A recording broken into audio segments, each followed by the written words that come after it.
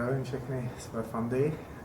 Je brzo ráno, asi 5:30, tak abych dostal svý nominaci. Tímto bych chtěl pozdravit svého nominanta Honzu Křikavu do Prahy. Mám tady nachystaný led, mám tady nachystanou vodu. Tenhle bych nepotřeboval nebrat moc blízka. A děkuju.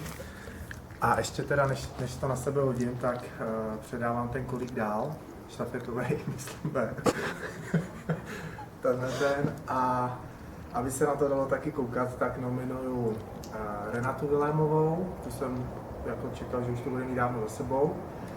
A potom jeden pozdrav na Kypr, tam nominuju Andreju Frantovou. A aby to tady slečně nebylo líto, tak nominuju ještě, ano, Markétu Dolisovou. Tak fajn. Děkuji pěkně. A nebo celý? Jo, celý. To položili někdy celý barák na mě klíčá. Tak, do toho.